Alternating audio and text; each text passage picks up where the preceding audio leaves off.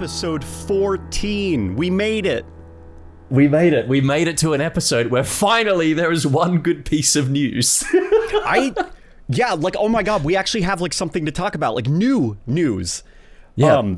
But I was also saying to Rebecca the other day that we're getting close to a year of Warthog Radio. Wow. This is just blitzed past, eh? Yeah. I feel old. We're not slowing down. Well, you might not be, but I certainly feel like I am. Oh, I'm feeling slow myself. I just have to keep up appearances. Yes, yeah. You're still siphoning the life energy from you Halo fans to sustain yourself. Yeah. Oh my God, I feel so rejuvenated after this weekend. 16 years without a Halo game that has sprint. You have no idea what that does to a man. I'm like it's like the scene in Indiana Jones of like the guy like melting into a skeleton, only like the inverse. Like I've been walking around as a decrepit skeleton, starved of like Halo energy, and after this weekend, I'm like beautiful and I have long flowing hair and I'm like Dracula after drinking fresh blood. Like I've been rejuvenated and revitalized. It's good to listen. Dare I say it? It's good to be back. It's good to be back. It is good to be back, even if that back is the usual of here's what the new game is doing wrong. Yes, yeah. It is. I think just from our little discussion before we went live, it seems like it's a bit of a mixed bag for the both of us, I would say. We should probably, like, for those who are not in the know, if you aren't in the know, what are you doing? First of all, what are you doing? Why are you listening to this? Like, go find another. I mean, I don't, like, keep listening, but why? Why are you listening to a Halo podcast? Yeah, look, listen, the Going Dark podcast is over there. If you want to listen to those guys, you can do that.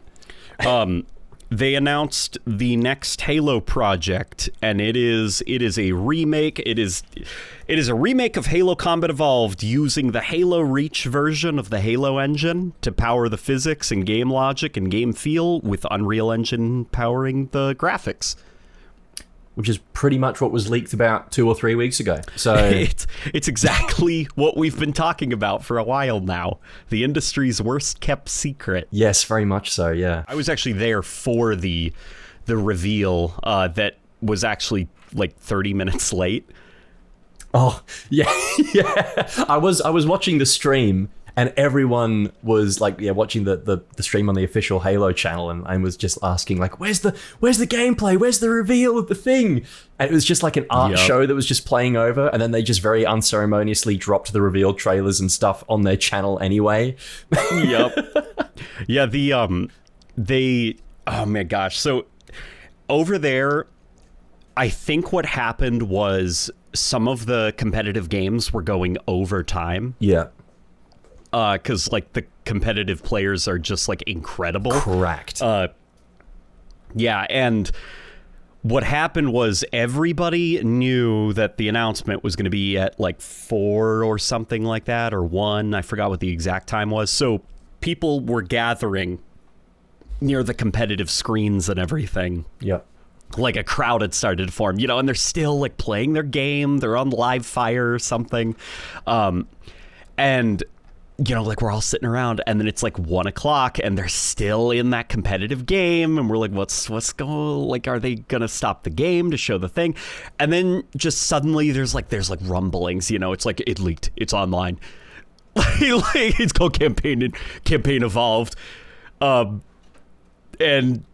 we had to wait 30 freaking minutes. Oh, dude. That's for them rough. to finally show it off. Yeah, so while all of you were already picking apart the trailer, looking at the screenshots and stuff, we're like looking at our watches, waiting for them to finish up their game. Yeah, I did see a couple of photos on the like the Microsoft Store page for it. I was just like, I was searching like Halo on the Microsoft Store and just waiting for something new to pop up. Saw it like almost bang on the dot for when the reveal was supposed to happen, and then just started, going through the trailers, going through the photos and the screen grabs and whatever else that they had.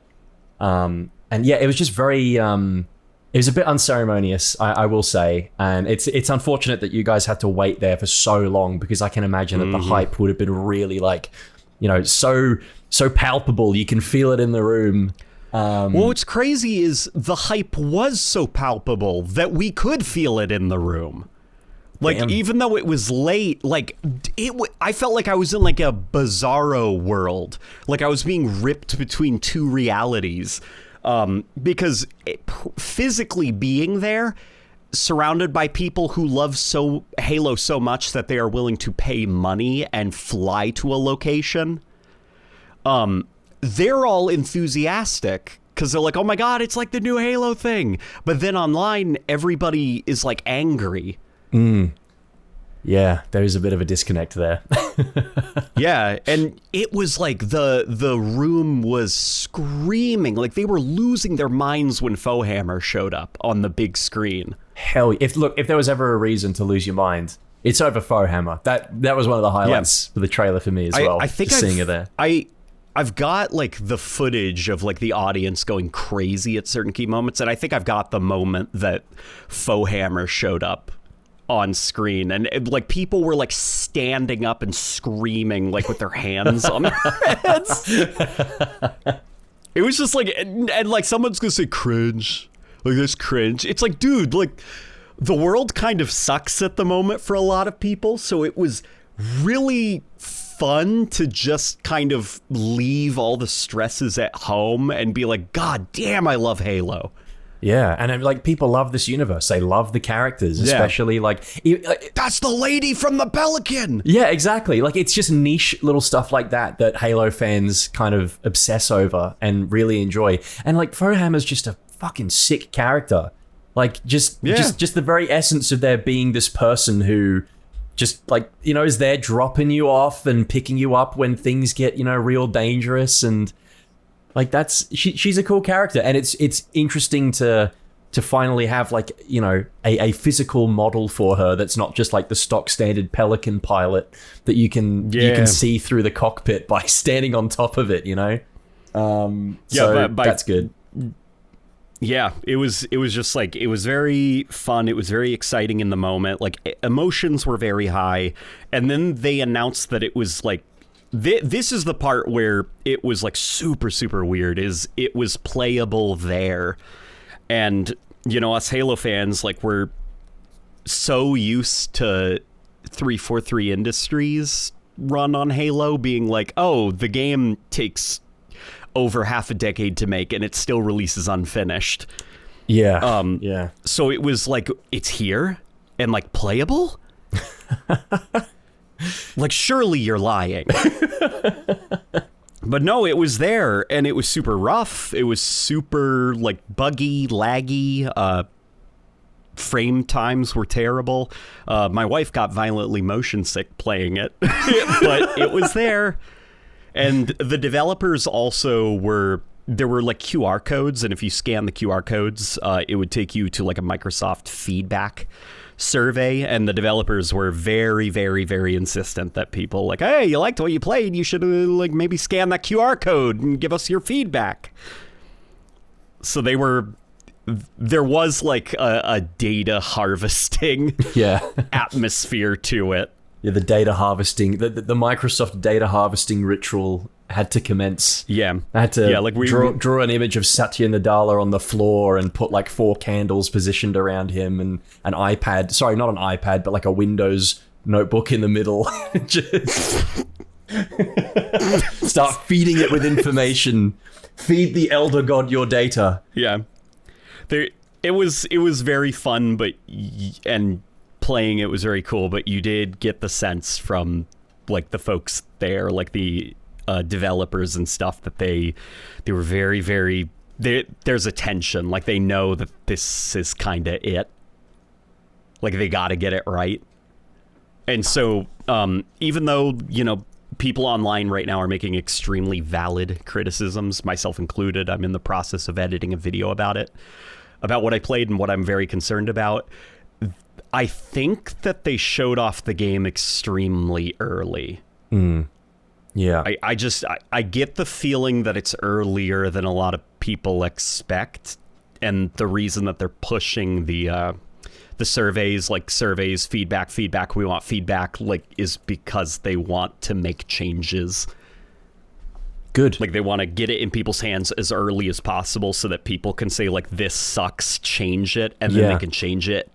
And then the final game is like, oh, you changed it. That's good. Well, I think it's just, you make a very good point. And personally, that was my theory going into this as well, because presumably the game's going to launch November 15th, 2026, coincide with, or somewhere around there to coincide with Xbox and Halo's 25th anniversary. So they're revealing it and getting people to play it over a year beforehand. But I think they're also taking the learnings from Infinite, which was, I don't know what the vibe was internally at the studio at the time, but I get the impression that they probably thought they were proud of what they were revealing. And then immediately the feedback online for Infinite was, this looks terrible, do something about it. And as a consequence, they had to delay it. They missed the launch of the Xbox Series X and S. So yeah, I think this is trying to not repeat that mistake. You probably noticed that they added PlayStation as a console to the Halo support site for testing, like testing demos, testing the flights and stuff like that. And I do think that this was, like, obviously it's part of marketing, but I do think some of it was for data reasons, because first they show it, they've got a collection of people who are super mega nerds and have spent money to be at a Halo thing because they like Halo. So it's hardcore Halo fans in a room, and they get to get feedback directly from them. Then the next step is get a public demo out there to general people that, just sign up for this Halo thing that's apparently coming out. And then you've got like a feedback from, less emotionally attached players, and you kind of use all of that data from the different groups and, make the tweaks that you can. And then you've got the launch holiday next year. Yeah, and then of course you've got the influencers and the content creators sprinkled in there, sort of amongst the sea of feedback to some extent. I would hope that they're taking feedback from content creators as well, because I think that we've stuck with the series for quite a while now. We've obviously dug in depth. We never lost hope. Yeah. We analyze this stuff and autistically focus on it like nobody's business. So it's good to know that they are being like open to feedback and hopefully taking it on board, because there are a few key things that I think I've seen from the discourse online that seem to be like the main pillars of feedback seem to be more or less roughly the same, but I'm sure we can get into those a bit later. Yeah, and some of the developers were even there, and I got a chance to talk to quite a few of them. I gave some feedback, so a big thing I'm probably going to be hitting in my video. Who knows if it'll actually be up or not by the time this Warthog Radio is live. But a piece of feedback I'm going to give is like where it's exactly what I was worried about, which is why I'm not overly negative. I was expecting it to look like an Unreal Engine Halo game with a very bland, kind of modern presentation. So it's exactly what I thought it was going to be. So I'm like, that's cool. Like, Halo's never looked so pretty. But in my feedback video, I am going to say, like, where's the early 2000s edge? This is Halo 1. Yeah. Not Halo Infinite, as my wife said. It is definitely, it is missing that, I think, a little bit. And I get that times have changed and things have, pardon the pun, evolved. Oh my God! That's a real knee slapper, buddy. We're 25 years later. But I think that kind of, again, this is very broad strokes and how a lot of people describe it, but like the Y2K-ness of that original game feels like it's missing a bit. and it's a style now that has kind of come back into fashion. Like there was that A24 movie called Y2K that I don't think really got anywhere, but it kind of proved that there was an appetite. I mentioned that in my video. like there's, if you don't believe me that Y2K is back in fashion, there's a shitty horror movie that just came out called Y2K. Like, guys, we're here. Like, it's happening. It's like, I mean, to quote someone from True Detective, Rustin Cole, time is like a flat circle. You know, it's trends come and go, but they have a rejuvenation at some point. Like, I mean, you can see a lot of crossovers and parallels in terms of pop culture between the 50s and the 80s, where in the 80s there was kind of like, you know, the generation that grew up in the 50s kind of became adults in the 80s, and so a lot of things kind of came across from that time period. And now we're at this point again where, you know, a couple of years ago, the kids who grew up in the 80s became adults, and so we went through this kind of like retro wave, synth wave. I'm thinking like streamers like, you know, Dr. Disrespect and the rest who are like very 80s focused. Is that where that comes from? The cyclical nature of like it's fashion about and pop culture? every 20 or 30 years or so, the generation that grew up with a particular kind of aesthetic and feel, they grow to become adults, and then it kind of bleeds over into the popular culture and the zeitgeist of the current day. And now we're kind of getting to that point with Y2K and the early 2000s. Okay. Where, again, I was born in 1999. I grew up with that whole kind of aesthetic and vibe, and a lot of other kids did. And so we look back on that era very fondly. And so we're obviously wanting to refer back to it for obvious reasons, because it just looked cool to us as we were kids when we were growing up. It looked cool, and it just holds a very special place with us. So I don't think there is an excuse to ditch it, because it's popular again right now. Yeah. Okay. That's interesting. I guess that makes sense. I was sitting here thinking it's just like this amorphous, like for no reason this happens. Culture comes back and no one can explain it. No, but that makes a lot of sense.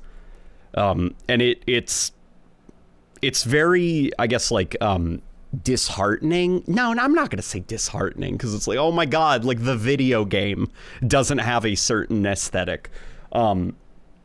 It's, I guess, like puzzling that Halo Studios and like Microsoft didn't see this, that this was happening, and that this is the environment that they are remaking the first Halo in, and they chose to instead go with that like mid to late 2000s like corporate minimalism. Yeah. It does feel very like a continuation of where we kind of left off with Halo 5 and Infinite, as opposed to trying to be a refresh of like Combat Evolved's kind of UI and menu and style and feel.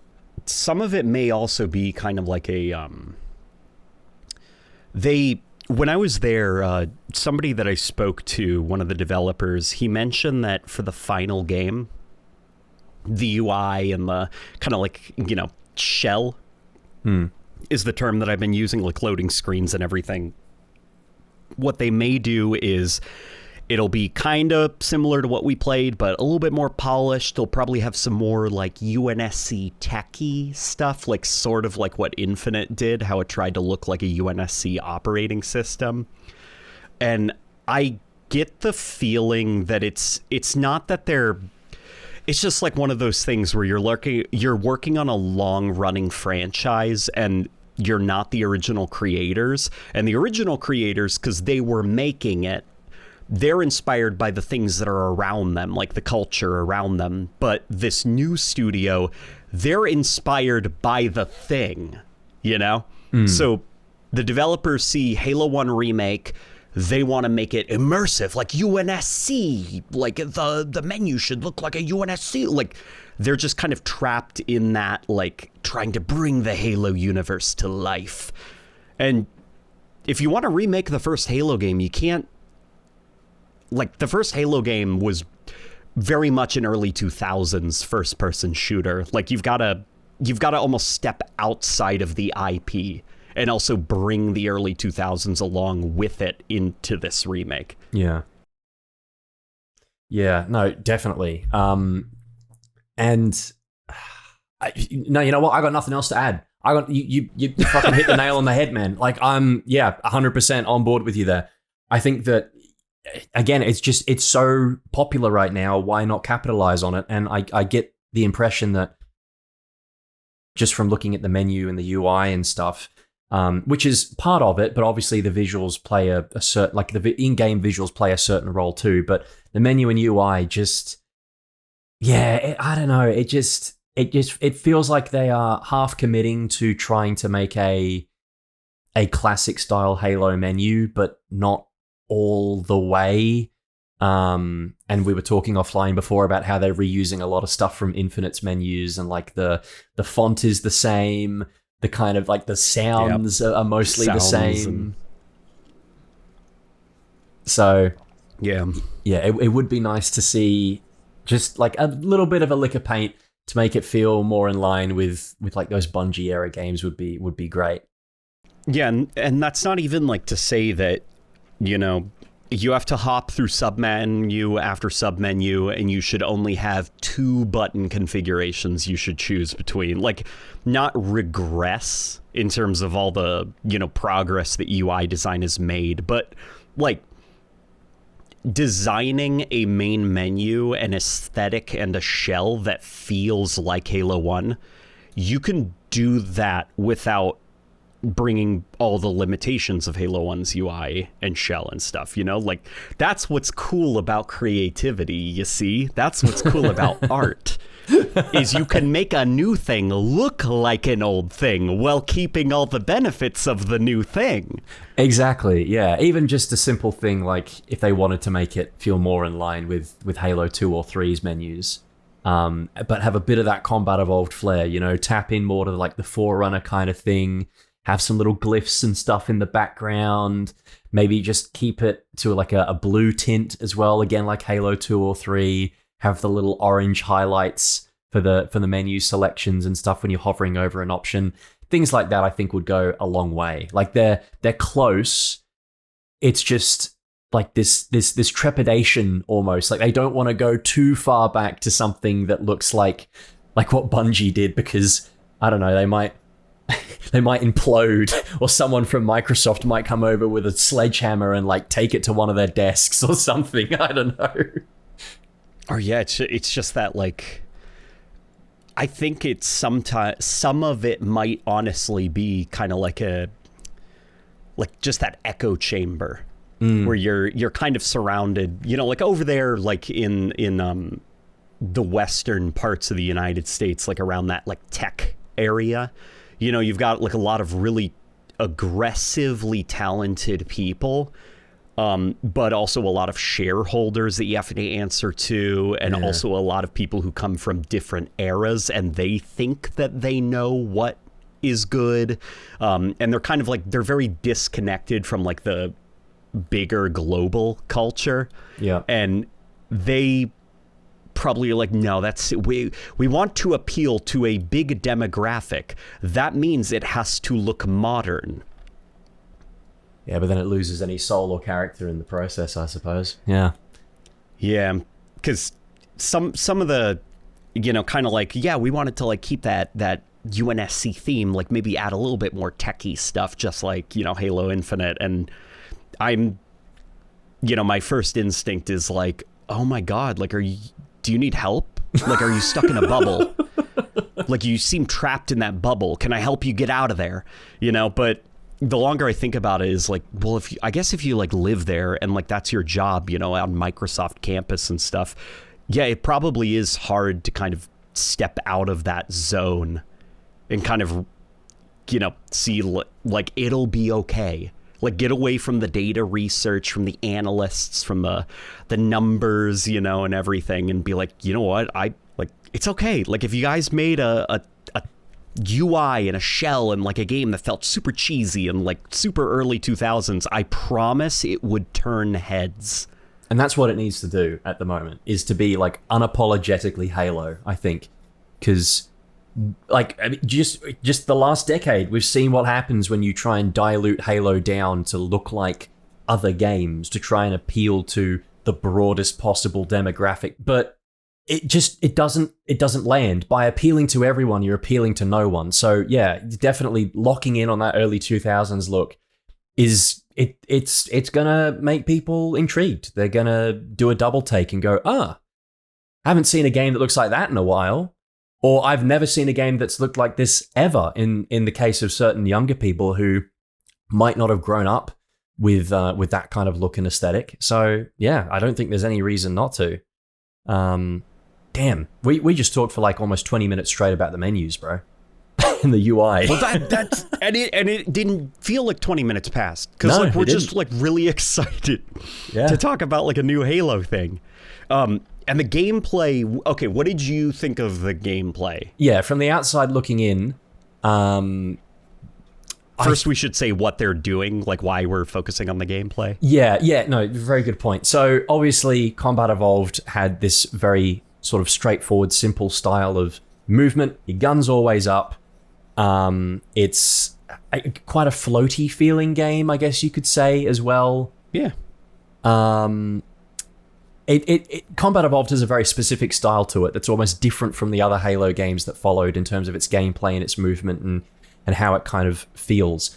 And obviously it looks as though they're taking a more modern approach here. They're kind of aligning it more with something like Halo Infinite. I think they're kind of using its movement as a starting point and how that game kind of generally feels in terms of how it's presented. And so they've added in Sprint, which again, we knew was coming. It was leaked a little while ago. I think Spartan Scope linked, whatever the hell it's called, basically aiming down sights. It's got a similar Spartan Scope Link. Spartan Scope Link, trademark Lapalard in 2025. Yes. I can't remember what it's fucking called, man. It's just Smartly? smart. Yeah, that Or one. Smart But- Scope or something. Well, because it was kind of like bundled in with all the other Spartan abilities from Halo 5, you know? I kind of... whatever. It's aimed down sights. It's aimed down sights in everything Yeah. but name, but you're not, like, fully aiming in certain guns because you can't. Not every gun is a sight. Anyway, And they wouldn't go that far. Like Yes. even they have limits. yeah, like, there's no sights on a needler, brother. I hate to tell it to you. But there's no slide. I'm not sure. Is Clamber back? Have we gotten confirmation on not. that? It's not? Okay. It is not. You cannot clamber. You cannot slide. Okay, Return of the Crouch Jump. Love to see it. But yeah, so those two differences are, I think, quite... They're bigger than a lot of people give them credit for. Obviously, the sprint debate has been beaten to death at this point, and I don't want to spend too much time on it because, you know, we've talked about We it. spent a whole ass episode Yeah, on it. yeah, we've talked about it verbatim, and you made a very good point that I wasn't even considering, that being able to sprint does kind of impact certain cinematic moments, like moments where previously, because you didn't have sprint and you weren't locked into this binary movement and this mindset of I push down left thumbstick, I go fast. I'm moving at max speed. I have to maintain this max speed because I don't want to fall out of sprint. Exactly. Yeah. It means that you don't have time to stop and smell the roses. And I think that's something that Bungie did a very good job in the original Combat Evolved, is that by not having sprint there, it encourages you to explore these play spaces and these environments a bit slower, and to again stop and smell the roses. That I think even just looking at the gameplay trailer that they released for, I think it was like 8 minutes or something of gameplay, or however It was like long 13 it was. minutes. Yeah. 13 minutes. Yeah. There's just like moments where whoever's playing the game is like sprinting through those corridors to get towards the security control panel in the silent cartographer, the button you have to press to open the doors where the elite zealots standing. Mm-hmm. Like, there is no kind of... There's no need to want to stop and look at this room and be like, oh, I'm kind of in a place of significance. Like, there's no desire to stop and look at this big holographic structure in the middle of the room and all these various pillars surrounding it, projecting the light onto this. Because again, you just feel like you see a long corridor and you just want to rush into sprinting. And I think it kind of robs the game of a certain layer of its cinematic quality and encouraging people to explore. So yeah, that's one concern that's come from it. But it's also toggleable. So if you don't want to sprint, you don't have to. Not just in the sense of you control the buttons that you press. That old quote from the Doom Twitter account that everyone keeps reposting. But you can just turn off sprint altogether if you want to. Which, I mean, I guess kind of begs the question, why is it in the game at all if the encounters and the environments weren't built around its inclusion? But for us old heads, I guess that's the best we're going to get. Did you notice in the 13-minute playthrough, the guy was sprinting so fast down some of the corridors that the music stinger that was supposed to play during a specific moment, it couldn't catch up. Like, he had already blown way past it. So it's a moment where, like, there's like this viral tweet that's like going crazy where it's like Halo isn't a suspense thriller or something, and it's like parts of it are, but I think that's kind of, it's not being fair to the fact that the Halo Combat Evolved had a very specific pace to it, and the music was a part of that. Some songs, down to like the timing of the notes, tracked like player movement and would play at specific parts to raise or lower tension. And if you, without making modifications, give players the ability to move significantly faster than the music was timed around, you can unintentionally run past the atmosphere. Yeah. That's a big thing for the sound design as well. I noticed that when you step into into that first kind of, like that big kind of cathedral chamber in Silent Cartographer, once you clear out all the covenants... Where the hunters are? Sorry? Where the two hunters are, like in the kind of underbelly? That as well, but also just like the first room that you go to with the Warthog. And you clear out the covenant in there before you go out, like down into that where the door locks and stuff. Or maybe it's when you come back and you revisit it. I'm not sure, but there is a very distinct kind of change in sound design once you clear out those covenant. Like you don't really hear it at first because the music's going and the covenant are there. But when you walk through it slowly, there is a distinct change in the sound. Like each Forerunner structure kind of has that sort of, I want to call it like a wispy kind of, almost like a vocal breathy sound that you can hear within the corridors of this place. And like that, slight static hum as well that you can hear. And again, just being able to sprint right past it, you don't get that. You're not left alone with your thoughts and the sounds of this Forerunner installation and like, the little pitter patter of your boots on the floor below. It's just instantly encouraging players to just want to sprint straight through it. And so you miss some, not just the music cues, but like some of the intent behind the sound design as well. And like immersing you in this weird inhuman kind of structure that is so different from anywhere else that you've walked before. And it's unfortunate, I think.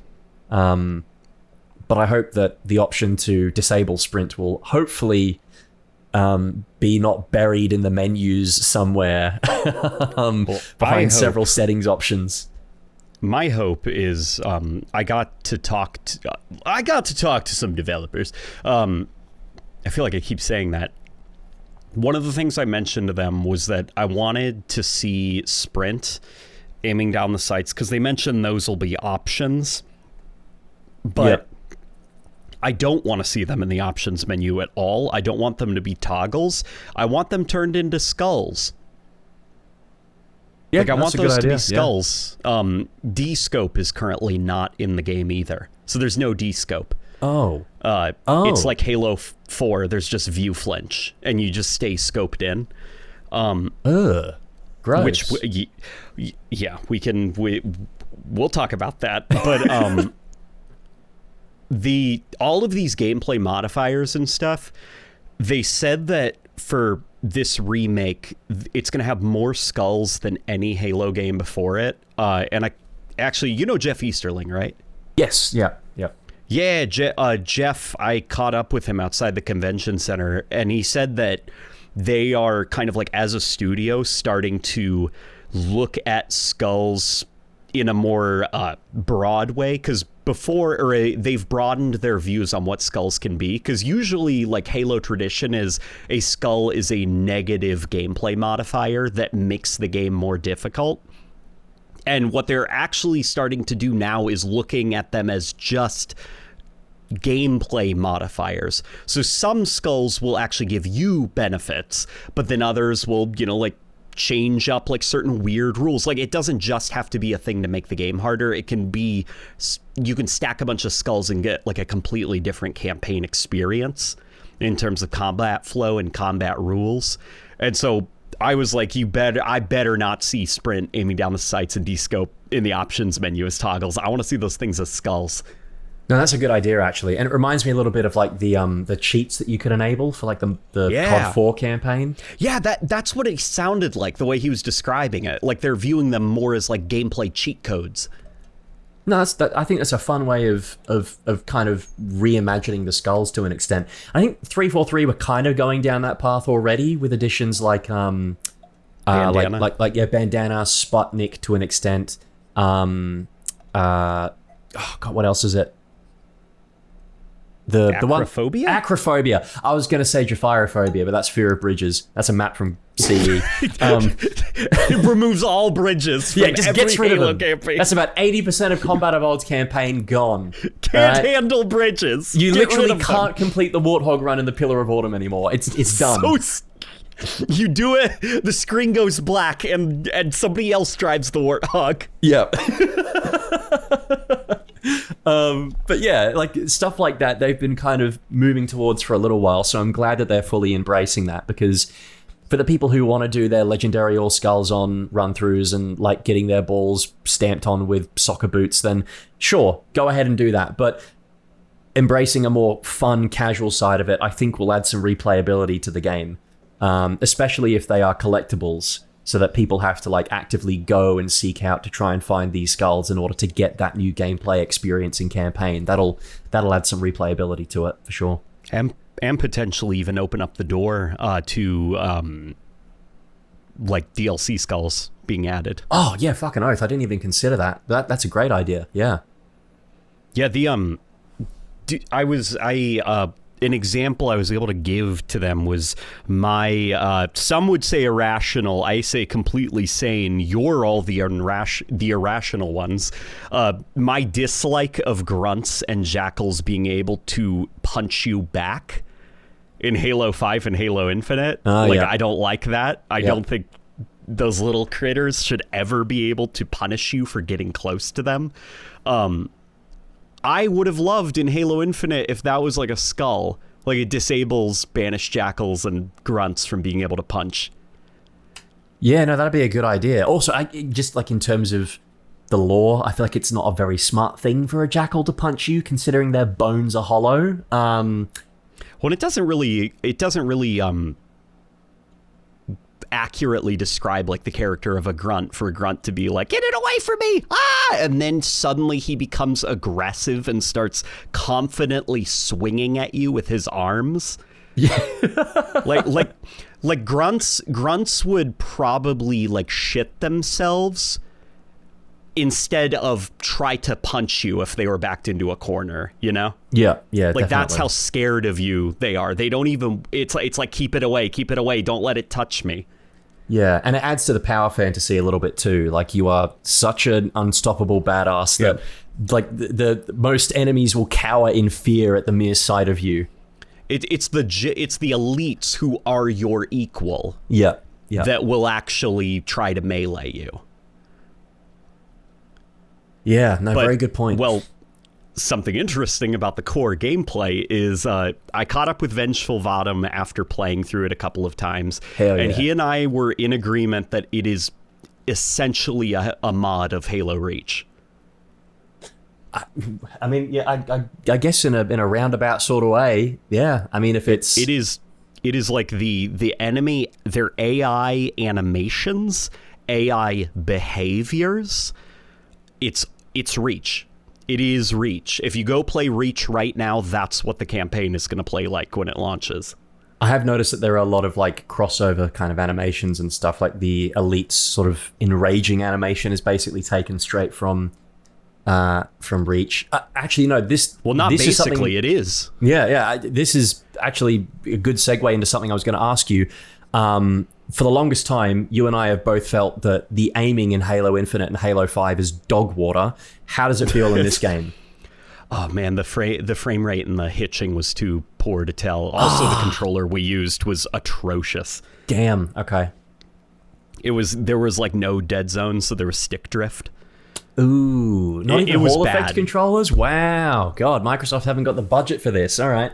Yeah, but it was easy to aim at enemies in a way that I haven't felt from a Halo game in quite some time. So further testing will be required, but even with like a busted controller, I could actually like aim and kind of track targets. That's good. That's good. If that means Yeah. that like the old kind of aim coding that was around, you know, when Jamie Griesemer did it way back when, then that's good to hear. Good old Jamie Griesemer. Yeah. So even if it's not that old Bungie aiming, they've changed it to something new, and whatever it is, it's much better than Halo 5 and Halo Infinite aiming. Yeah, that's good to hear. Because I mean, look, fingers crossed. If this remake is kind of like, I don't know, the jumping off point for future Halo games, maybe that'll carry through to certain multiplayer components or multiplayer games in the future. We'll just have to wait and see. But I feel like the data aspect, like the data research and stuff, how we were talking about how obsessed they are with like data, sometimes to an unhealthy extent. I wonder if the reason they went with the Reach engine is because of all those viral clips that people constantly talk about when discussions about Halo physics pop up and like Halo game feel. Like everybody, what's it called? That custom game where the I mean, I know it is like Hurricane Sandy. oh, Is that what it was called in Halo 3? is this? Are you talking about the one The with like, Reachified one, where it's like a road going down and all the cars and scorpions. yeah, I mean, What's it's it got a called in couple of Reach? different names. I used to call it Speed Halo, but other people would call it NASCAR. No, the one where they're all flying down and you just have to dodge the debris. Oh, Garbage Man? Is it Garbage Man? People know what game mode Yeah, we're talking it's one of about. those, yeah. You know, the one from Reach that Mint Blitz like posts insane clutches. Yeah, yeah. I wonder if they saw that people were constantly using that game mode when talking about how Halo has lost its feel, and that's what motivated them to use the Reach version of Halo specifically. So, does that mean that Havoc is going to be used in some capacity as well? Is that... It's so hard to explain because it looks graphically better than I have ever seen Halo. And even like in its fizzy Unreal Engine 5 state at the moment, better than most games that I've played. Yeah. But when you like punch a jackal, like the ragdoll, I know that ragdoll, the way it's like flopping about, it feels like Halo Reach. You know, the Warthog, the bounce of the Warthog. Vengeful Vadam did some extensive testing, and so did I, and it is Reach. It feels like Halo Reach. It's funny that, isn't it? We keep coming back to it. Just time after time. Like, it's almost as if Bungie's marketing team were a bunch of geniuses when they said, remember Reach, because we're still fucking remembering it, and clearly the devs do. And it's funny because even the sprint kind of feels like an armor ability. Okay, all right. Like, starting with Halo 5, sprint, from what I understand, was kind of like integrated more into the engine in a proper movement sense, because even in Halo 4, under the hood, sprint was treated as an armor ability. That's why in Halo 4 during high lag matches, like high ping matches, you can't sprint because like it's taking too long for the server to pick up that you're trying to activate the sprint armor ability. And I remember that. Then in Halo 5 they made it like a core part of your movement set under the hood. This one though felt there's like that. It feels like you've activated something, you know? There's like that strange feeling that you've entered into a different state. You're almost when you expecting begin like sprinting. the sound effects. It almost feels to like play. you just hopped into a car, if that makes sense, like that slippy, slidey kind of feeling that Halo Reach's sprint had. And it's there, and I suspect that that's the primary reason that there is no slide. I don't think that they did it for any sort of like, you know, listening to the fans or listening to gamers who are starting to get sick of like slide mechanics. I think it's because, well, can you slide and reach? No.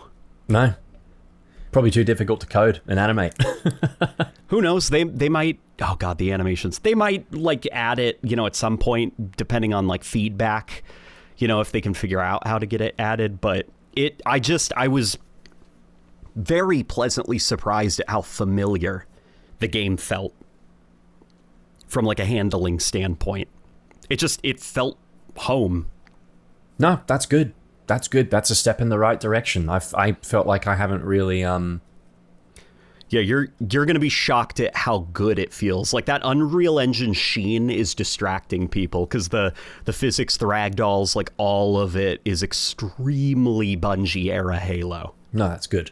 That's good to hear. Yeah, it's I haven't felt truly kind of that same Halo experience like that Halo feel since Halo 4. I think Halo 5 was a bit of a departure. Same was Infinite. So to hear that they're going back to something that's more that closer resembles that Halo feel from the Bungie era, then yeah, I'm all for that. Even if it does mean having a hybrid engine setup, which I know some people were kind of on the fence about. But hey, if that guarantees that we're getting that Halo feel and it cuts down on, you know, potential development time to try and get that Halo feel in Unreal Engine specifically, then yeah, I'm happy to hear it. I'm glad that, and it's making me more excited to play the game at this point. I'm sure that at some point there'll be like a flight maybe or a play test that they'll circulate around throughout the community. I'm not saying that I know that for sure, but it'd be nice if they did. Are you saying that I possibly have alleviated some concerns that you had? Some, definitely. There are others. Okay, do tell. Well, visually, I think there is a big thing to be made about the difference between graphic fidelity and art direction.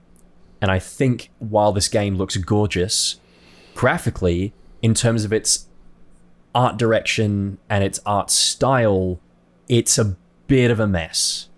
And that, as someone who just unabashedly loves the look of Combat Evolved's old blocky graphics, kind of rubs me the wrong way a little bit. And I'm not asking for each model in the game to be, you know, 12 polygons. I'm mindful of the fact that this game does not look, it doesn't resemble, rather, what I picture as Combat Evolved when I look at it.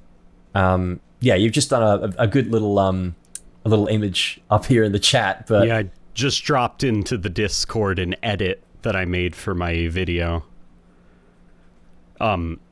Yeah, Halo Infinite, or wow, Freudian slip, holy moly. Halo Campaign Evolved at right now, as of right now, is using the Halo Infinite Marine models and the Halo Infinite Banished models for like all of its AI characters. It's just the Hunter that is a new AI model. And it looks pretty good. It looks pretty good. And Hunter. It looks freaking great. It looks even better with those Halo Reach animations. This is the first Halo game in 15 years where the Hunter has stood up straight. That just reminds me of that to its full height. That meme that was going around ages ago of like the fully like stood up hunter that everyone was posting. Oh my god, the T-posing hunter. Yeah. No, it's like that, because in Halo Reach, like when the hunters are startled, they'll stand up to their full height and their like spines will flare out, like in a surprised, like, oh my god, it's you, and then they'll like hunch down into their combat stance. And the hunter, it did that, and I felt like I was punched in the face because I can't remember. Yeah, you just dropped. Yeah, that's the one. No, I can't talk about the animation. I can't keep talking about the animations and stuff because it's just like, God, holy moly! Like those Reach animations, they still hold up so well. Yeah, phenomenally well. But yeah, the AI, the grunts look like banished grunts from Halo Infinite. The elites look like banished elites. The jackals look like banished jackals, and the Marines are Halo Infinite Marines. And it's definitely, they all fit the animation skeleton of Reach much better than like the Combat Evolved situation where they tried shoving Reach models onto the animations of Combat Evolved. Yeah. For Halo Combat Evolved Anniversary in 2011. This fits much better. It's very cool seeing like the Halo Infinite grunt model, but doing like that like monkey / crab like scuttling around, from Halo Reach. Did you see? Sorry, I've got to ask. Yeah. Did you see them do the little ground pound animation that the grunts used to do? Oh hell yeah! Man. Oh yeah. Yeah, like it's all Reach animations. But they're the banished. They're not the Covenant. Yeah, that's the disconnect I have as well, is that even though they are very clearly, like the models are very clearly Reach inspired in Halo Infinite, a lot of them, there is again that assumption that they are supposed to be from a different faction. And maybe you could argue, oh, well, Halo Infinite kind of dropped the ball in terms of how it designed its enemies to not make them look banished enough. But still, it's just, it's not quite there for me yet, I will admit. I think that the Marines especially bum me out because I love the fact that each Halo game has its own distinct kind of look for the Marines. And how each Halo game, more broadly from the original trilogy, has a very different sort of, I guess you could say, art direction or different stylistic choices, but they all kind of still feel and all still looks somehow like Halo.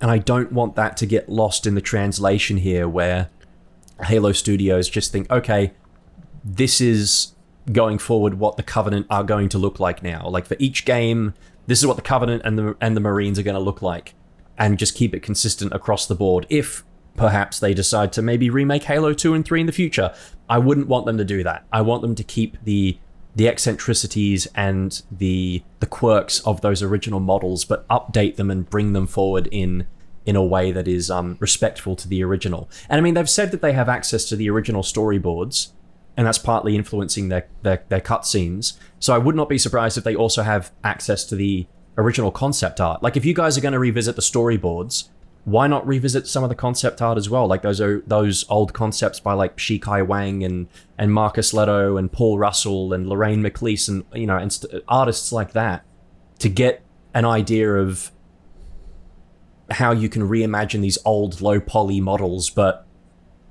update them to make them look better, because obviously the translation from pen and paper to old video game engine from 25 years ago is, you're going to lose some detail in the process. So if you need inspiration, go back to that old, just as you posted in chat here, that old kind of For our audio podcast, I am showing him visual examples. Yeah. Which I'll stop doing, but it's basically like Bruce Yu, an artist, reimagined what a high poly Combat Evolved Marine might look like. And it looks great.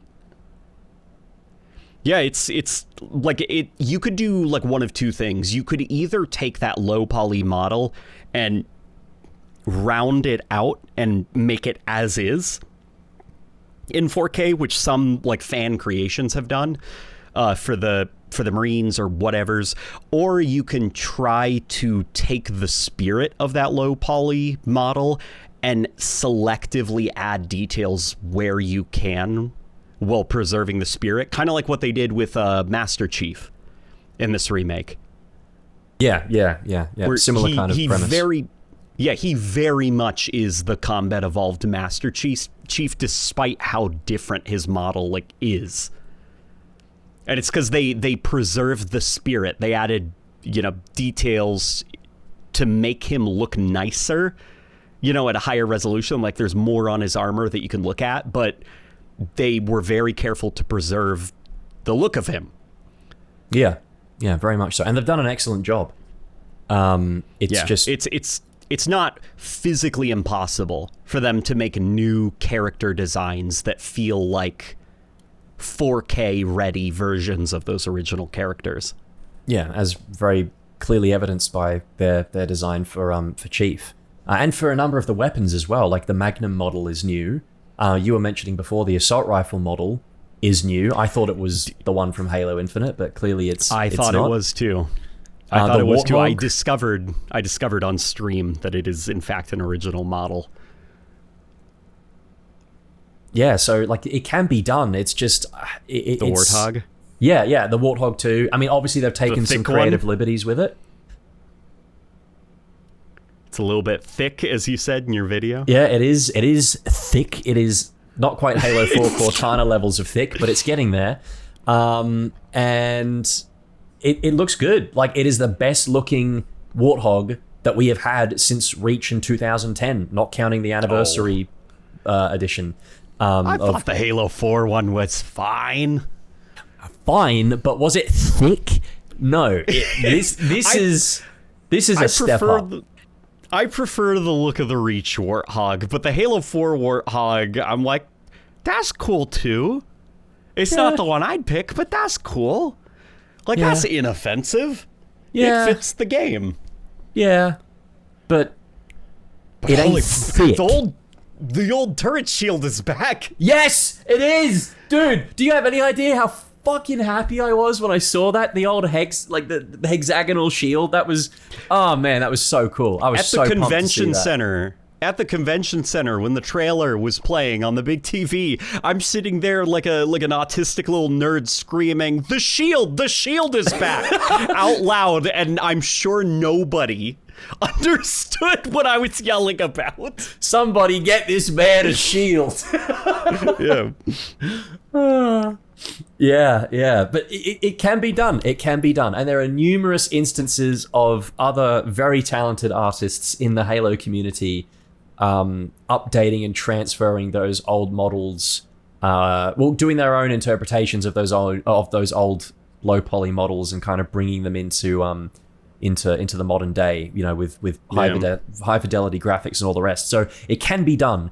And I think that is, I think one of the biggest pieces of feedback that I've seen online is that the game at the, I don't want to say the micro level, but on the individual level, for a fair few circumstances, just doesn't quite capture that combat evolved vibe quite yet. And it does feel a bit like a mishmash to have models like the Magnum, like Chief, like the Warthog, like the assault rifle, that are very clearly trying to pay respect to and pay homage to the original. They got the hero treatment. Yeah, they got the hero treatment because obviously they're the things that, people are going to see on the box art or whatever.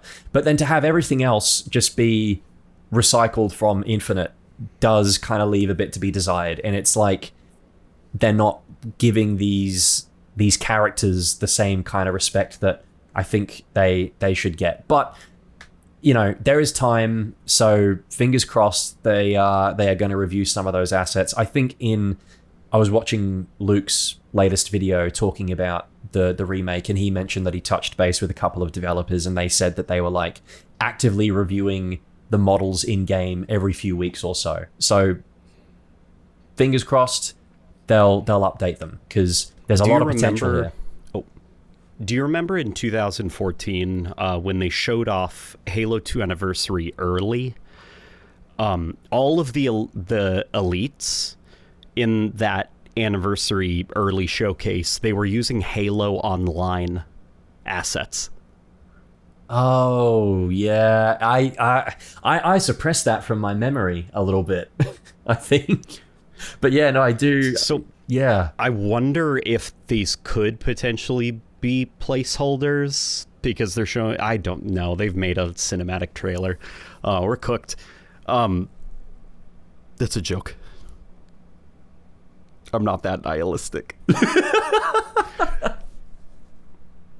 Yeah, I hope that they so Resident Evil 2, something that's like cool about that game, the remake, was they went out of their way to take all of those original zombie models, because each zombie model in the original Resident Evil 2, they were all unique and they were all a very specific character.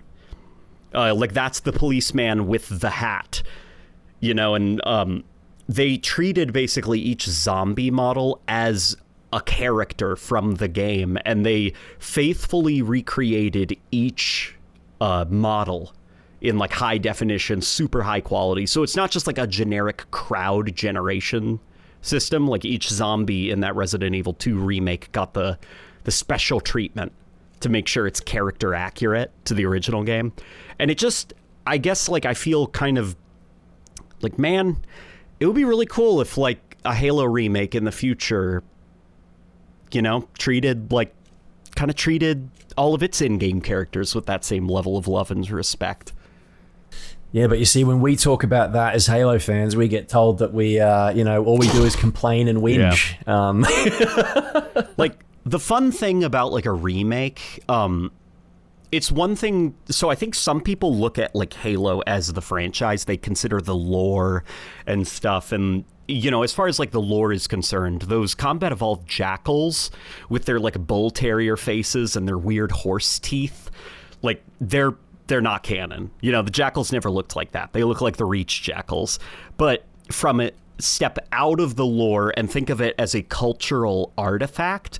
The original Halo Combat Evolved has a very cool look to it. So does Halo 2 and Halo. Each individual Halo game has an identity and characters that fit and strengthen that identity.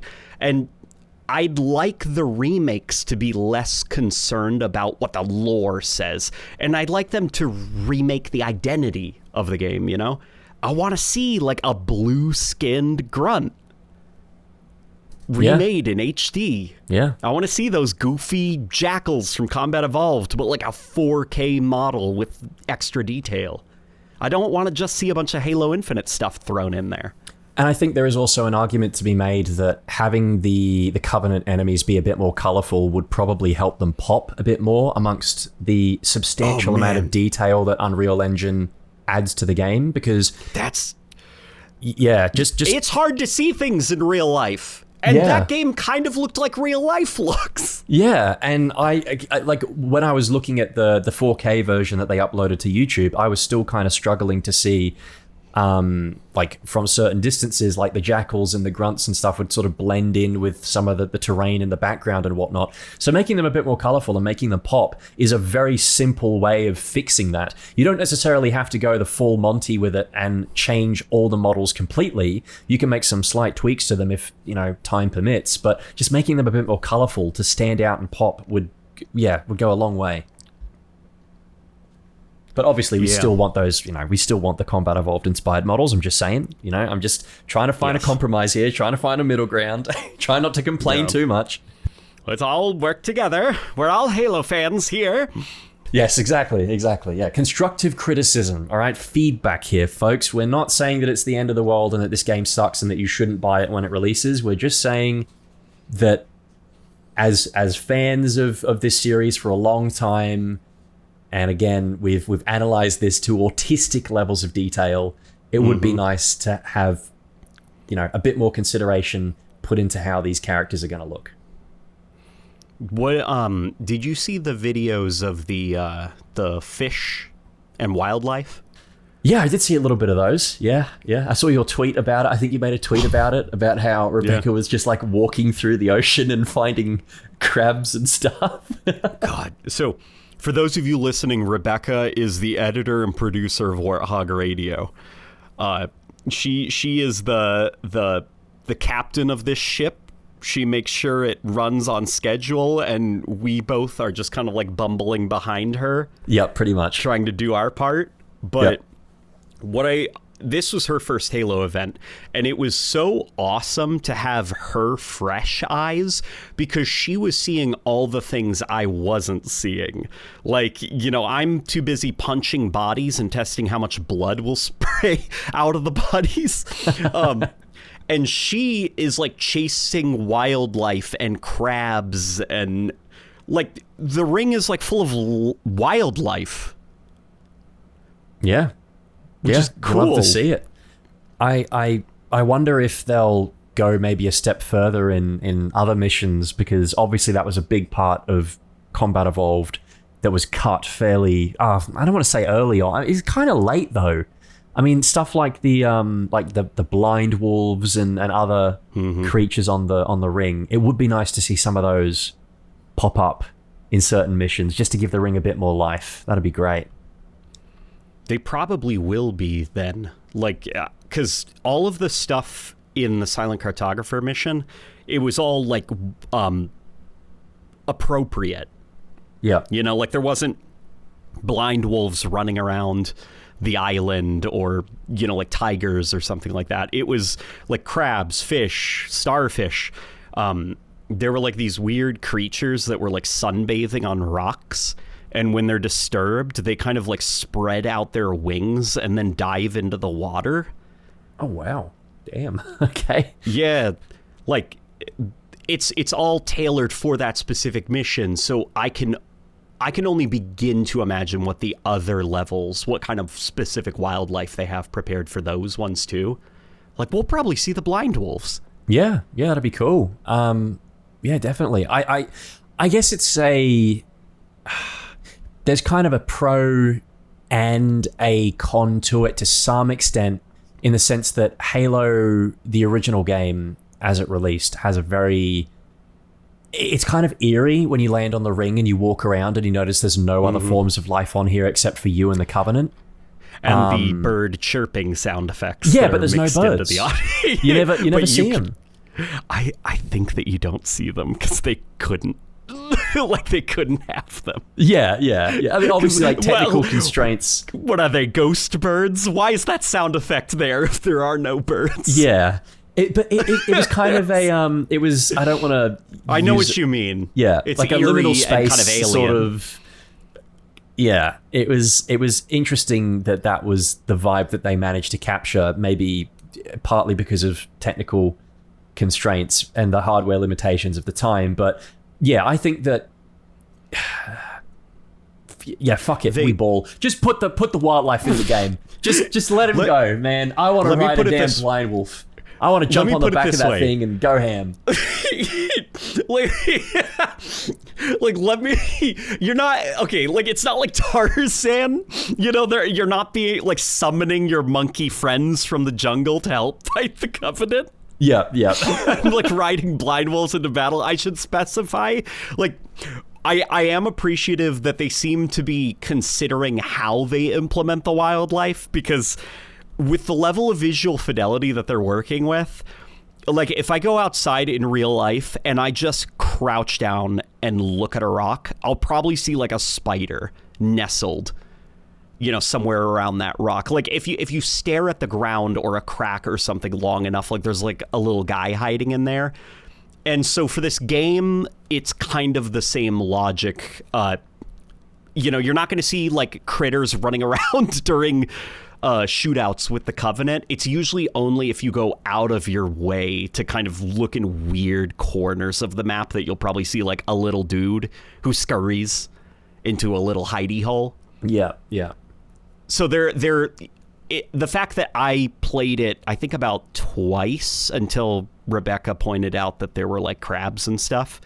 Like, I played it twice and I didn't notice the wildlife until Rebecca pointed it out to me. Yeah, and I guess from a like an in-universe perspective too, like these Halo rings are designed to support life to some extent, and if they've been idle for hundreds of thousands of years, some form of life is going to evolve on there. Like after the rings are fired, there's going to be some kind of microbe or single-cell organism or amoeba that's going to climb out of the water, or some cases it won't, and evolve into something eventually. So. Yeah, it'll be interesting to see what they do with the other missions. I'm pleasantly excited about that, and yeah, I'm keen to see how they handle it. Yeah, it's almost like it would have been odd if there was just if there was like grass, trees, fruits, and stuff, and just like no animals anywhere, because it looks so much like real life that. Like no wildlife, despite what seems to be an ecosystem. Yeah, it's designed it to some extent to facilitate life, like intentionally so. We could argue is maybe like an issue with the art direction that they've chosen, like that photorealism. Which is like, well, now you've got to kind of make it look like what real life looks, and real life has animals. But it didn't seem like the biggest problem in the world. Like some of the bigger fish to fry, I think, was mostly in, presentational things. Look at the Covenant, the UNSC, some of the Forerunner stuff. Yeah, the Forerunner stuff. What did you think of that, by the way? Oh, sorry? What did you think of that, by the way, the Forerunner stuff?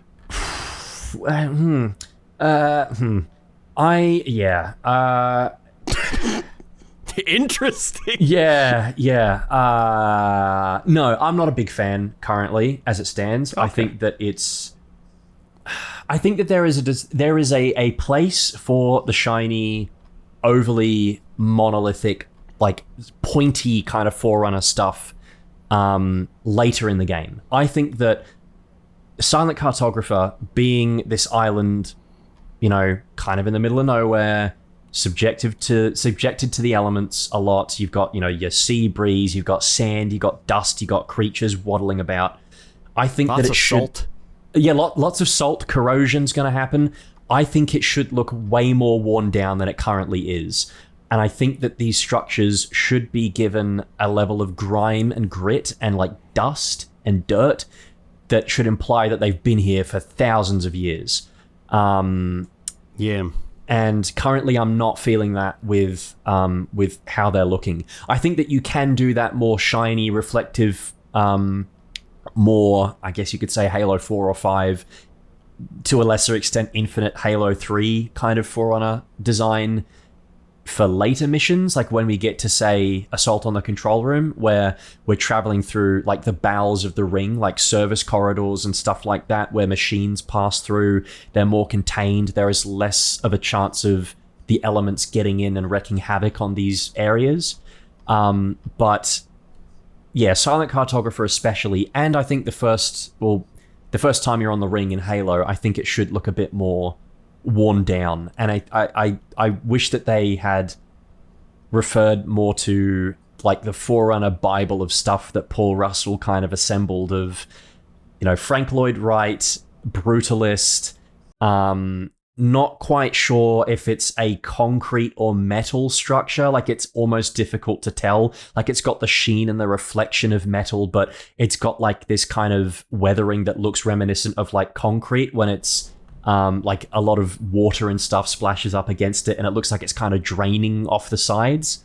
I like that you almost don't quite know what the Forerunner stuff is made out of. Like it's this substance that you're not quite sure of. Like it's a metal, but there's something else in there. So yeah, I wasn't the biggest on how it was depicted in Silent Cartographer, and I think that they've almost gotten to a point where they're just making stuff big for the sake of making it big. Like that first structure that you go to, where it's just this massive like spire into the sky. I just don't know if that's really necessary. I think it's drawing too much attention to itself. I just, maybe I'm an old head, but I mean, I am an old head, but I just kind of preferred how it looked before. I want my blocks. Yeah. Just weather it all down a bit. Like, don't make it all so shiny. I get that you guys want to show off your fancy Unreal lighting, ray tracing, whatever, but you can do that in later missions where it isn't, where it makes more sense, I think, in terms of the story implications and the environmental storytelling that you're trying to tell as well. It's almost like they've forgotten the lessons that they learned with Halo 4 and 5. Yeah. Because with Halo Infinite, by that point, they had kind of... the Forerunner interiors, I think, but like we can talk about the reflectivity, but at least from the outside, I feel like by the time of Halo Infinite, they had kind of figured out how to pump the brakes a bit on the shininess and the reflectivity and actually make the Forerunner stuff look like it's been standing there for a very long time. Yeah. And it seems like with this, they've in the excitement of the new technology, they've kind of forgotten, 2 games worth of feedback from the players, and now we're kind of back to where we started with Halo 4, where it's like, why is everything so shiny? This isn't what Forerunner stuff usually looks like. Why are there all these like little lights in the corner of rooms and stuff that kind of amplify the angles and whatever? Like, I don't think that was as much of a thing in Combat Evolved. And I get that, like, Bungie evolved the Forerunner art style as it went on. Like, you can see that there is an evolution between how it was in Combat Evolved and I think what they were more so intending in Halo 3. But it was still... There's continuity. Yeah, there was definitely a continuity. And the one thing that they always stayed true to was the weathering of it all. Like, you look around in Halo 3 on the Ark, and you walk through like that, just as you're coming out from shooting all the Covenant and killing the Hunters around that AA gun, and you go into those kind of tunnels before you head out to the crashed Pelican and stuff, and you look around in there's like sand built up in the crevices of that room. On the Covenant, you can see like evidence of like almost like water leakage or something. Like, there's like patterns of like, I don't want to say mold, but almost like water has spilled out and left this mark on the floor and stuff. Like, these Forerunner structures have been here for so long that even though they are built incredibly well and they still work, there's small parts that even the Forerunners couldn't predict where nature would creep in eventually and weather it down. And I think that's just currently what it's kind of missing. I just want more of that. Yeah, it needs in like model making terms, it all needs like a black wash to go over it, where you get like a bit of black paint and some water and you just go over it, and then you scrub off the extra details so that there's more stuff, like a little bit of, of like black paint, like left in the details, left behind to exemplify those details and amplify them some more. And I think that's just what it's missing. Yeah, I hope they change that, because feedback again seems to be quite prevalent regarding the Forerunner aesthetic and how it's kind of gone a bit too far back to Halo 4 and 5. Yeah, and it's not even necessarily because of the geometry.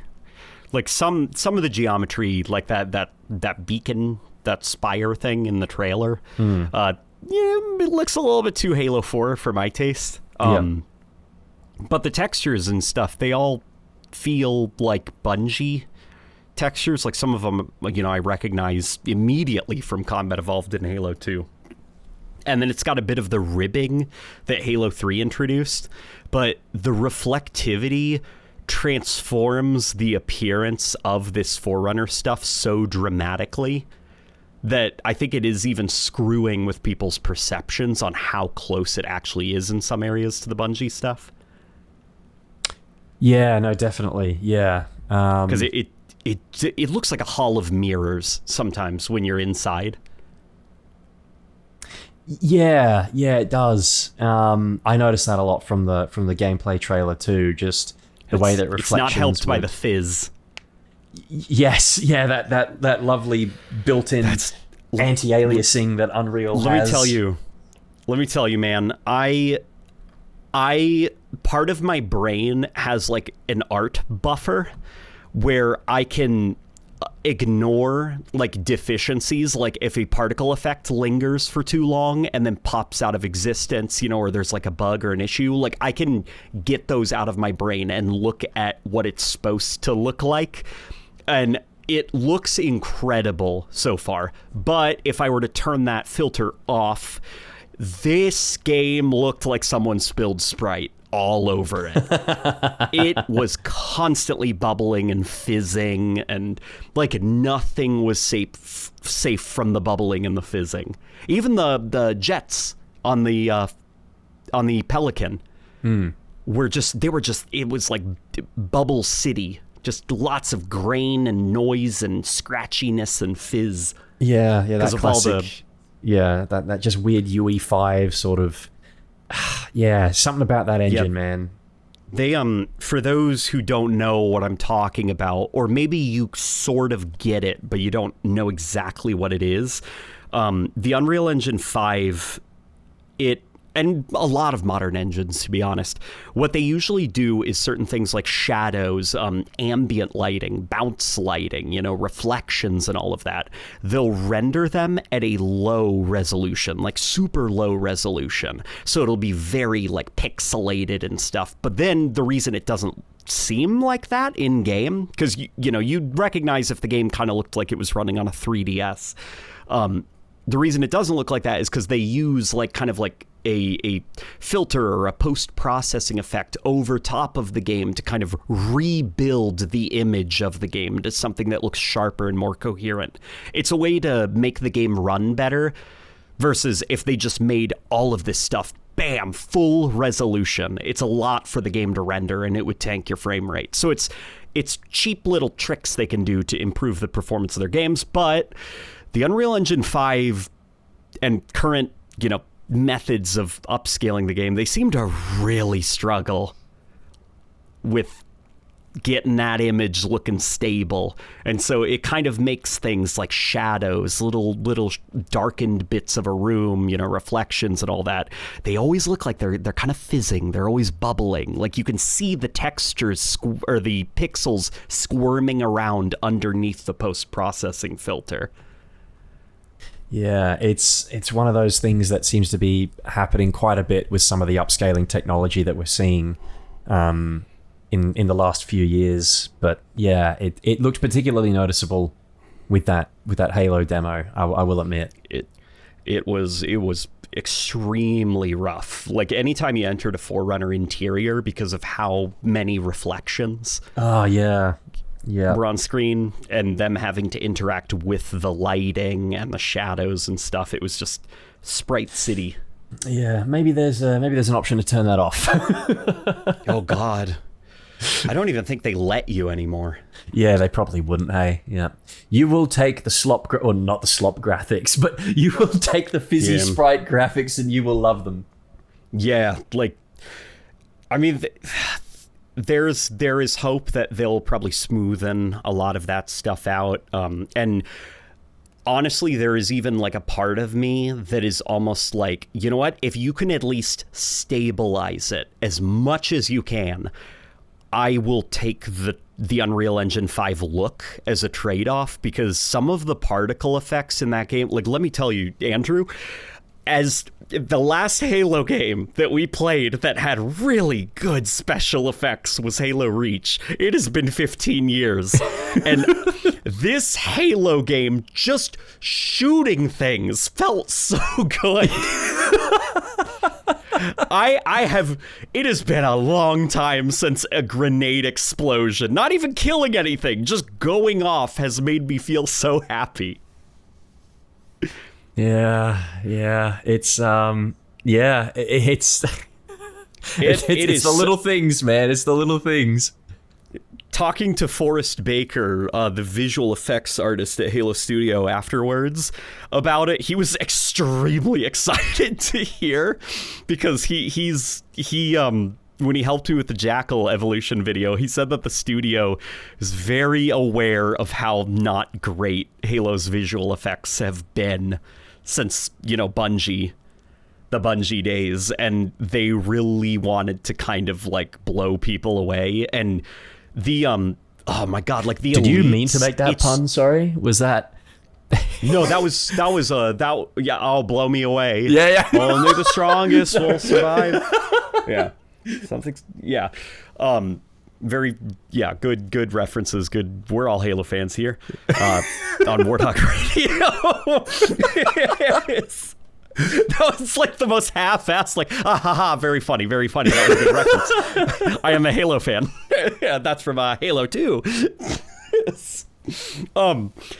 The elite energy shield effects, I need to be autistic for just a second before it, escapes my brain. What he did with the elite energy shields this time looks so damn cool, because currently the actual impact effects are not implemented, so the elites, their shields wouldn't flare, but that's going to be coming in later builds of the game. But when the actual shield pops, it looks like the silhouette of the elite, that the energy shield has formed. It like expands and then just like bursts, kind of like a bubble. And then sparks will spray all over the place from the rupture point of the shield. And the elite will kind of like fall back and stumble away, and his armor will be crackling, and steam will be like a trail of steam will be following him, because his armor is just like smoking and overheated from the shield burst. So you can actually track the elites whose shields are down, because you can follow the vapor trail. Hell yeah. I like that kind of stuff. I like that little attention to detail. That's cool. And he mentioned something they're currently working on as well, is they're going to be implementing or try to implement back the detail from Halo 2, where when an elite's energy shield is down, the lights on their armor will be pulsing like an alarm. And then as the shield is regenerating, they glow super bright hot before settling down into a steady glow as the shield stabilizes. Can I just make a quick addition to this here? The color of the lights on the elite armor should be yellowy orange. That's all I'm saying. That's all I'm going to add. Just my 2 cents. Yeah. No, I'm in agreement. But the visual effects team, they seem to have understood the assignment. Rebecca even pointed out in her playthrough, because she spent so much time like running up and down the shore of the island, if you sprint on certain surfaces, there's like contextual particle effects that'll happen. Like if you sprint on the sand, you can actually see at the bottom of the screen little tiny fleckles of sand, because Chief is kicking them up into the air as he's sprinting. I noticed that with the Warthog as well, and the way it like kicks up the water and the dirt and stuff. But like, I mean, you can see it in first person, like staring straight ahead, not looking at your feet, like just staring straight ahead. You can see at the bottom of your screen just little tufts of sand with every footstep. Yeah, it's the little things that Unreal Engine is able to do. It's pretty remarkable. It is pretty remarkable, Sprite aside. Yeah. I mean, we've come a long way, but there's always going to be some small drawbacks, I suppose. There's a long way yet to go. Don't you fucking... Let's make a good jump like we mean to, and handle fools like we mean to. How funny is it that the blue team armors that they added to Halo 5, they freaking forgot about Tanaka?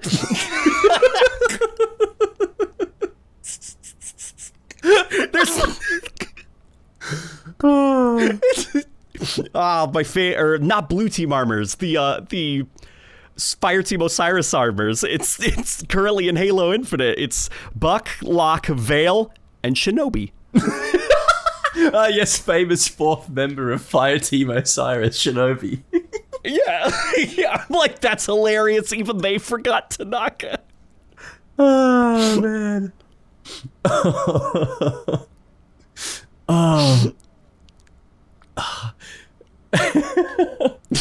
Halo 5 shit posting aside, was there anything else that you wanted to really touch base on about the CE remake? Because I feel like we could probably go for another hour talking about this, but unfortunately I do actually have to bounce out in probably 15 minutes or so, which is a bit of a bummer, but that is the nature of having a Halloween party, folks. Don't do it. Don't ever host one.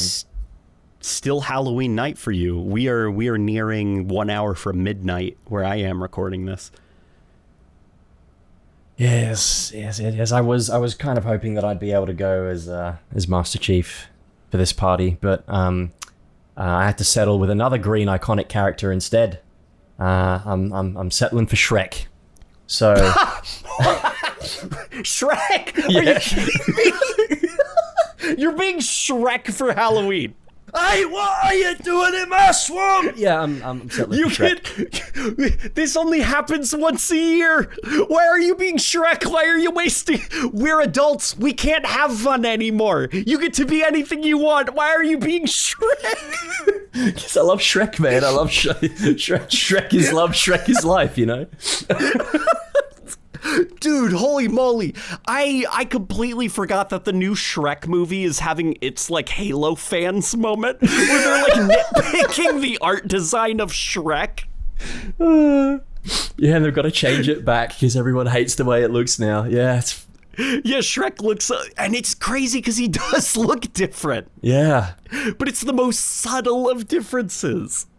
It's that old adage, man. Nothing ever happens, or if it does, it's the same as something else, right? History repeating itself. It seems as though I don't want to say big, but you know, franchises seem to go through that phase where they try and do something new artistically or visually, and then they realize, not so good. People don't like this. Like Sonic, Shrek, Halo. just weird instances of characters Really? like that. Well, I feel like Sonic is on such a different level because that was just so uncalled for. Just the brutality of the internet. Oh, I was talking about them. Like the filmmakers and the designers and stuff. It was uncalled for them to make a Sonic. See, I'm out of the loop when it comes to Sonic stuff. I'm very much not Well, engaged. You know what Sonic looks like. You know his shape. Like, even like the current design of Sonic in those movies, it's like, yeah, that looks like how a movie studio would probably do like a live action Sonic. But what was going on with that initial one? I wish Sonic? I wish I could tell you, man. I've got no idea. I wish I could tell you what was going on with Shrek as well. Why he looks like that in the trailer for the new movie. Looks awful. But even like the Shrek is like not nearly as bad as the Sonic one. Like I feel like the Sonic one was almost this like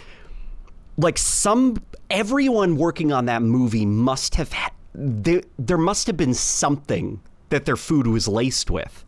Oh. Cuz like how'd they get that far? Who's responsible? Paramount, man. Fucking Paramount, I'm telling you. If I had $1 for every time they fucked up how something that I enjoy looks or the story connections, I'd have $2. Well, I was there. I was able to overhear the price point for the Halo show. Oh dear God. Yeah, dear. It costed them 200 million big ones per season. So, oh man, where the fuck was that money on screen? Where was it? Well, that money on screen is selectively used for specific episodes. Like, remember the episode that people really liked in season 1 where it was just like an episode long battle? Oh yeah, remember like Chief like freaking like he like Fortnite glides with a banshee into a phantom and just walks it off, and the jackal pilot is crawling away from the wreckage without its legs. And then he walks it off and throws a magnum at a grunt. Oh my god! And then like a grunt hijacks a warthog. Like that's where the money went. Oh man. Yeah, that doesn't surprise me. Yeah. That's man. $200 million, man. They could have spent that on a fucking feature-length film. I'm pretty sure that's how much it cost to make Avengers Infinity War. Like, they could have spent that money on a feature-length Halo film, and it just would have looked so much better. Would have been so much better. God damn it. Maybe this remake will be a successful relaunch of Halo. Maybe it will. If they listen to fan feedback. Yeah. I mean, damn, I hope so. It's like Ugly Sonic. There's still time to turn it around. Well, yeah, exactly. We got over a year at this point, guys. Over a year. Yeah, we got about a year. We got to bully them into making it right.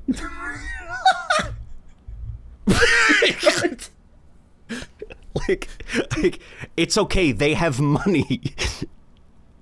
Yeah, but they'll be fine. But unlike AI, they do have souls, so maybe go easy on them a little bit. Okay, yeah, we should specify. Do not bully employees. Bully the brand. Similar to AI, you can still get into heaven if you bully a brand. The brand doesn't have a soul. Yes. The employees do. Leave them alone. Yes, just make sure that your feedback is directed towards the brand, the game, you know, not the employees. That'd be great. Yeah. We can keep things a bit more civil that way. Yeah. And it also means that we don't have any warrants put out against us. We don't accidentally start a hate campaign. Yeah. So overall, right, if you had to, on a scale of 1 to 10, 10 of course being perfect, 1 being like shit house, whereabouts would you put what we've seen and what you've played so far? Where would you kind of put that on the scale? Oh man, from good to shit ass. It's so tough to say. I'd say like we're probably at a 7. Okay. Yeah, where it's like things aren't like screwed, man, but there is a lot of room for. It's like basically like average. You know, if they launch this as is, but it's a little bit more stable, then like Halo is definitely not like Jover. But there is so much room for improvement, and I hope that they listen to fan feedback, because this is like such. If they get this right. Like, if they get this right, man, that PlayStation audience, they're going to eat up the game, and, like, we could have a successful relaunch of the franchise. This is, to put a little spin on a quote that you made in the last episode about the boxes held up by the sticks and, like, the trap, you know, the piece of meat or whatever it is underneath. It's like, come closer, you fucker, and I'll move the stick out from under you. I think this is aiming down the sights and sprint and stuff are under the box. That's the bait. Yeah, like this is one of the best bait boxes we could probably have, permitting that it gets things in a better state. We took away D-scope. Come on, you fuckers. Take the bait. Take it. So close. Oh, man. Yeah, I think that, like, if they manage to make these changes to the visual components of the game, I think that you get that classic Halo audience on board. You get the real vocal types like ourselves on board, and the good word of mouth starts to spread. I think we could be, you know, we could be in for a fun time. Despite the fact that I am still a bit skeptical about the longevity of this game. I don't know if it's going to be like that pure shot of adrenaline that Halo needs right now, but it'll at least be enough to get people intrigued. It'll be enough to get people on board. It'll be enough to get people talking about Halo again in a way that they haven't in some time, so that when we do move over to other mainline projects or a multiplayer online shooter game, whatever the fuck they're going to do, there's at least an audience base who are interested again in it. Because I feel like after Halo Infinite, the vibes were so bad, our mouths were so dry, we were so parched that to have something that like kind of hits the mark in a way that those other games didn't, things could be looking up. I don't want to be getting my hopes up too quickly. I still want to remain cautiously optimistic, but we'll see. We'll see, man. What better way to introduce a bunch of people to Halo than with the first story in Halo? Indeed. The situation is evolving. We're getting back. We're not quite like on the threshold of we are so back. You know, we're getting We're there. on a campaign to evolve Halo. Oh boy. To Oh man. be back. Oh. Okay, thanks. Like and subscribe. Tell people about the podcast. Without your viewership, we'd be nothing. We'd literally be nothing. So yes, please watch this wherever you get your podcasts and have a great time. We will be milking this dry for the next 5 episodes. I can just feel it. I know we will. Hell yeah.